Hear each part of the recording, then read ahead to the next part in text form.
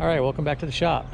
So this XR-311 has been in a lot of my videos. It's been in the background of a lot of them. It's been part of a couple of videos I've done, and I'm finally done with it. It's finally set up to ship out.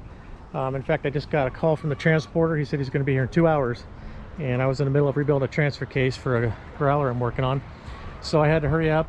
I was going to get it washed and cleaned up and everything real good before it got picked up, but I just didn't have time for that. I just have to box up all the old parts and stuff and get that stuff on there, and this thing's going to be ready to ship out.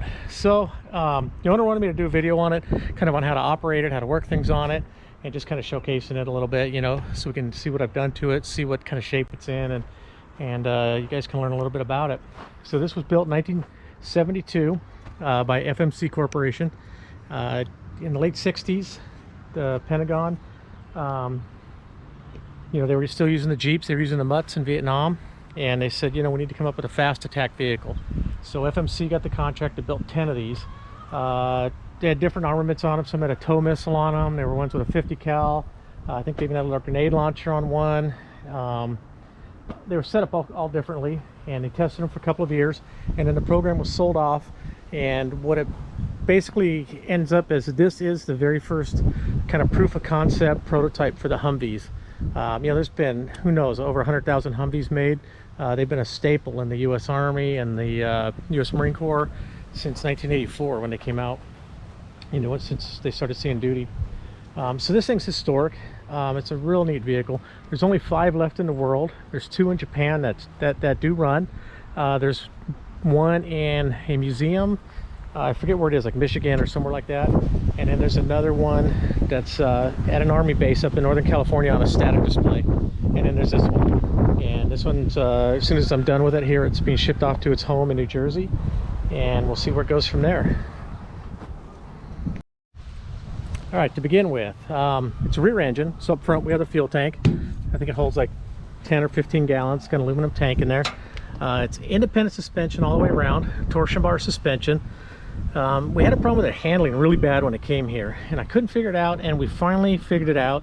I took it over to this place called Steel Nuts over here in Marietta, here in Southern California, and because they build a lot of rock crawlers, a lot of off-road vehicles, and the guys kind of looked at it and helped me figure it out. It was bump steers, what it was. This thing's just not set up very good, so when the suspension would bob up and down, it would cause the wheels to pivot in and out. So I put some heavier duty shocks on it, and that didn't do it. And I'm still racking my brain on what's going on. And then I got a message from a guy who was watching the first YouTube video I did on this, and he said, I have some parts that are labeled XR-311, and I think you might be interested in them. So at first we didn't buy them, but then later on we're thinking about them, and I'm thinking, you know, he has the shocks. So I bought them. Basically I got a set of shocks, and I got 2 windshields for it, you know, both windshields for it. And these shocks are just massive. They take a 1-inch bolt going through here. I was wondering why the holes were so big, because I had to make custom bushings for the shocks the other shocks that I put in here. But these are 1 inch. They take an 1.5 wrench or socket to put on. These things were so stiff that when I went to collapse them to put them on, I had to put them in my press to collapse them down and then tie them up with tie wire, because I had to collapse them to get them down here into the suspension. We put these on, and this thing handles perfect now. Well, not perfect, but it handles really good, way better than it used to. So that took care of the suspension issues. And the shocks had this tag on them from FMC. What's the date on here? 12/24 of 1974. And they're labeled for XR-311. These things sat on a shelf in this guy's warehouse for, what, 48 years or something like that? 47 years? And that was just incredible. That was a godsend that we got these parts. The windshields, who knows if this thing will ever need them. Maybe there's another FMC or another XR-311 around somewhere in the world that needs them. I know where you can get a couple. And this thing has original shocks on it. They're brand new, old stock shocks that were spec'd out and made just for this vehicle. The transmission, it leaked transmission fluid all over. It's underneath this doghouse, and it's a Dodge transmission, a 3-speed automatic, and it had a cracked case, and the pan was jacked up. It was really bad, and it's a custom pan. Well, we pulled the transmission, engine and transmission out, and I had a transmission shop down in San Diego rebuild the transmission.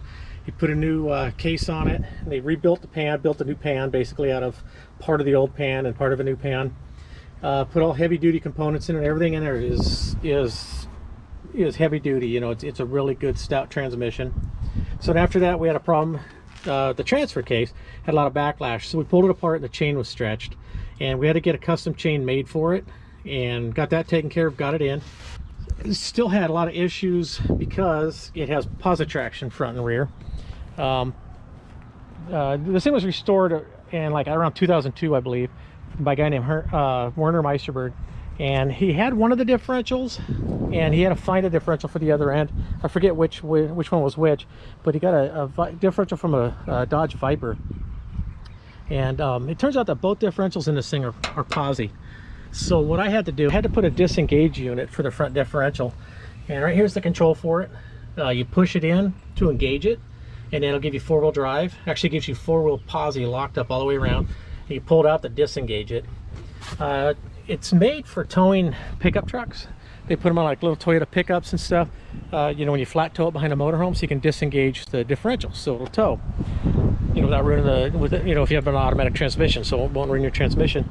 So I bought that and I took it to John's Driveline down here in Lake Elsinore, and really nice shop, just a family shop, a father and his son running it, and he adapted it and got it to work on this front differential for me. So just for the owner's sake of knowing how to use this thing, to engage this, you won't be able to engage it on hard pavement, you know, when the wheels are locking up, because the wheels won't let up. You can't, the way that it engages with the dog and the gears in there, you have to be able to spin the tires a little bit. So if you get in some sand or mud or snow and you're able to spin the tires, all you have to do is just push pressure on this and just gently give it some throttle and rock it a little bit, and you'll be able to slide it right in. When you want to disengage it, you can pull it out. You can disengage it no matter what. Just put the thing in neutral or whatever and just pull the lever back and it'll disengage. That makes it handle so much better because you don't have this front end fighting you the whole time. And between that and the shocks, we got this thing handling really well for what it is. Let me go back. So here's the air intake scoop that I had made. Okay, and then this is the Dodge 360. It barely ran when it got here. I mean, barely ran. It was really hard to get it started. Had an Edelbrock carburetor on it and an Edelbrock manifold, and we determined the best thing to do would be to put this fuel injection system on it. So I put this Edelbrock fuel injection system on. It's a pro-flo 4, and so it's computer controlled. It came with a distributor because the distributor is wore out as well. So this kind of turned out to be a good solution for everything. So the computer runs the timing and it runs the fuel injection all together. When it's cold, it's a little cold-blooded. You got to give it a little bit of throttle at first. You start it up, give it a little bit of throttle, hold it up there just till it kind of evens out, let off the throttle, and then it idles good. And then once it's warmed up, it runs great. The cold-bloodedness I'm not so happy about, but I called the engineer down at Edelbrock. In fact, 2 different times I had him on the phone. It's just the way it is. It's the way it's going to be. It will get a little better. It's self-tuning, so it depends where this thing lives. It'll self-tune to the altitude, to the environment. I found better valve covers. It had these ugly valve covers on it. These like Pep Boys valve covers that were on there. They were the, you know, the chrome ones that were a gasket. You can't glue a gasket to it, so they're made to leak. I found these. These are handmade by a company out here in Paris, California, and they look really cool. They look, I think they look industrial. They look a lot more military than those Pep Boys ones. So that's kind of it on the engine. Well, also the air cleaner, it had just a big flat round air cleaner in here, so it was sucking hot air in all the time. This was the solution I came up with, because originally it had a scoop like this on it. You can see way down here in the front, the mount's still in there. It had an air cleaner mounted back there, so it would route down there and suck air from over there. This was the kind of closest I could come up with, the most that made sense on this. Put this on, ran it out to the side so it gets cold air, and it looks better. It's closer to being accurate to original than what it had for sure, and it's just way better. And to go with the EFI system, they mandated a certain pressure and volume of fuel pump. Here's the fuel pump here.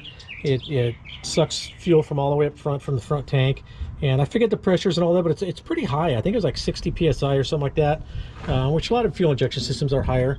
And there's a regulator that they want you to put on there too. I set the pressure, you know, where they want it. And then this right here, it's kind of hard to see right here on the fuel line on the way to the fuel injection rail, the supply rail, that's the fuel filter.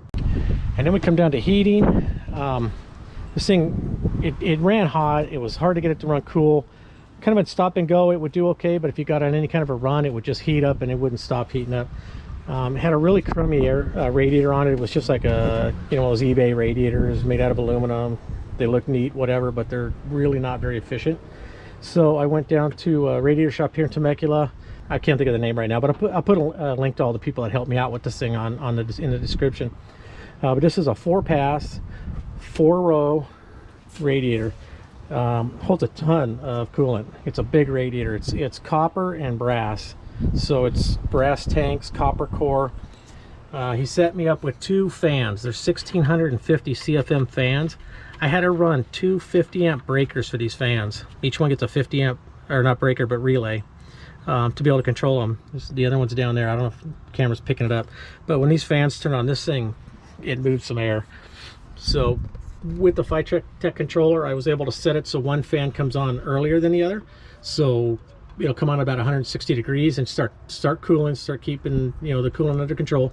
And then when you get up to about I think 178 or 180, somewhere around there, I have it set up for the other fan to come on. And this thing blows some air.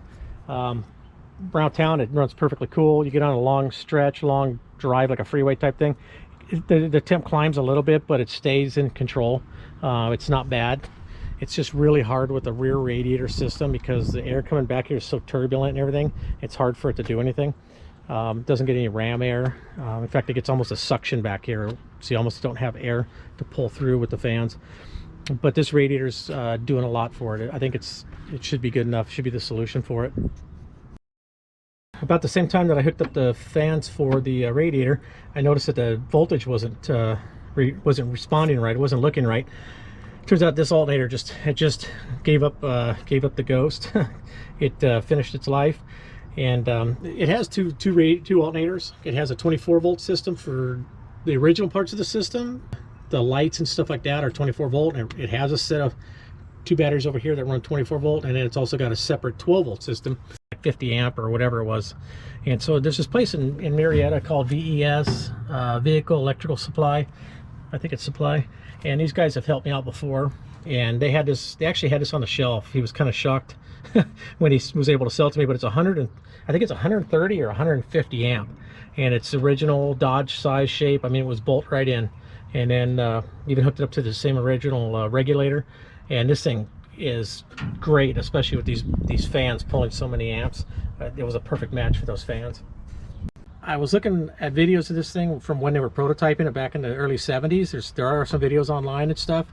There's a wiki page on this thing, and I happened along these seats that look almost like the original seats, and I was able to buy these at GovPlanet auction.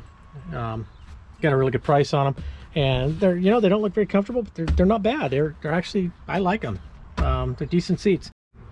Now, this whole center console thing isn't original. When Werner Meisterberg restored this, I guess about 20 years ago now, he was into, from what I read about him, he was really into radios, and he put all his radio equipment in here. It's kind of cool looking, I guess. But this originally had two seats over here, so it was a 3-seater. I just didn't really have time. This thing, I was supposed to just get this thing running good and send it back, and it just turned out that it was one thing after another that we kept finding wrong with it. So I mean, I've had this thing for I think 11 months now. I haven't worked on it full-time, obviously, but it's been a lot of work. It's been a lot more than the owner and I expected it would be. All right, so here's what we got to do to start it. You just make sure it's in park. Wait for my rooster to quit crowing over there. Just turn the key. Now first, when you start it, when it's cold, you have to give it some throttle. Just hold it about 1100 RPM. Just, you know, 5-10 seconds, whatever. Just get everything to kind of equalize, and then you just kind of let off the throttle a little bit. You know, just slowly let off the throttle, and then it'll idle good. Once it's warmed up, it doesn't have that problem. It'll idle fine. Just back of the camera working.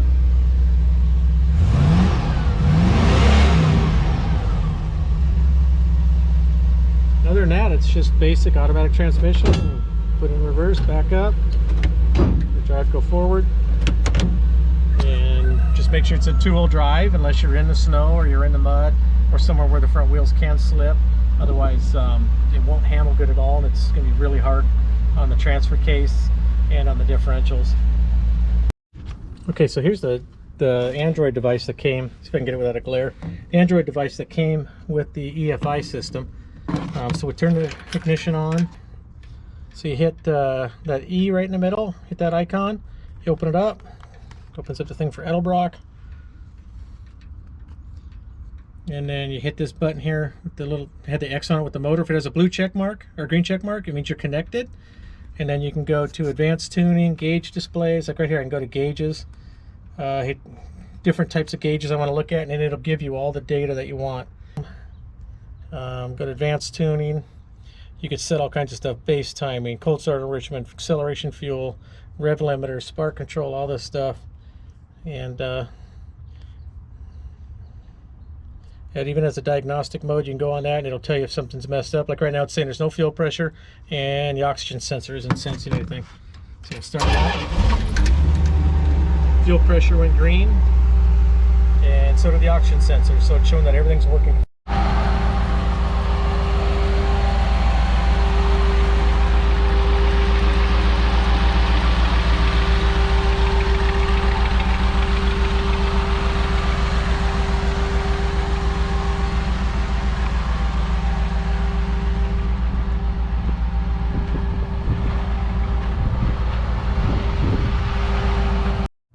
So here's the stuff that came off of this. I got just, you know, fuel lines, old fuel pump, old motor mounts, the old distributor, the old ignition module.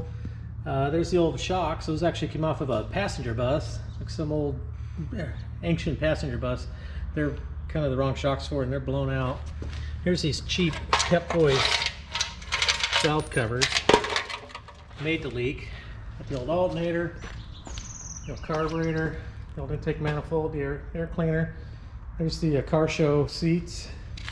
And actually scored these. When the guy contacted me about the shocks, he called or he messaged me and he said, "Hey, I found these this stuff. It's labeled XR-311. It's been sitting in my warehouse for years."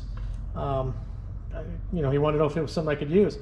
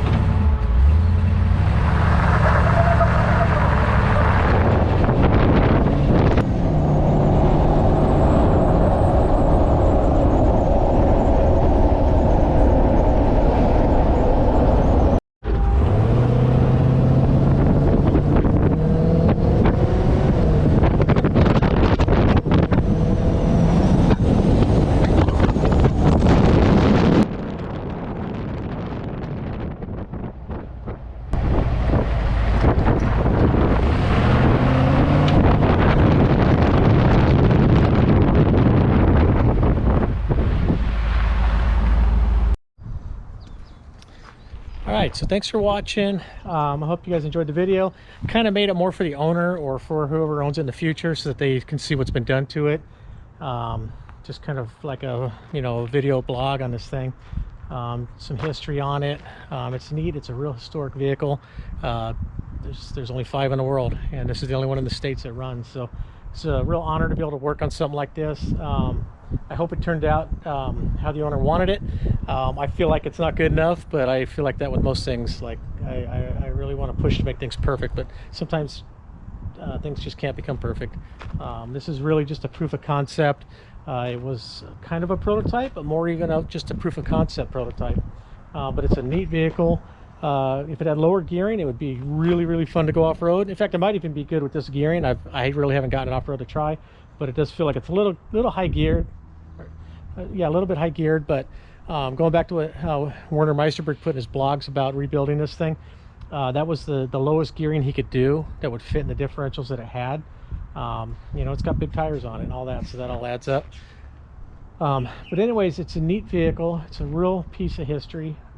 If you guys are intrigued, if anybody out there watching this likes Humvees, this is the grandfather of the Humvee right here. This is where it all began. You know, we had Jeeps from 1940, you know, the early 1940s on till the late 60s, and then we switched over to you know, a high mobility vehicle, and this was the first one ever attempted.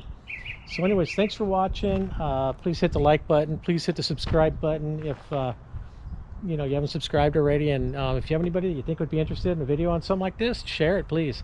You know, the more viewers I get, the more likes I get, the more subs I get, you know, the better my channel can get. So anyways, thanks for watching, and have a good day.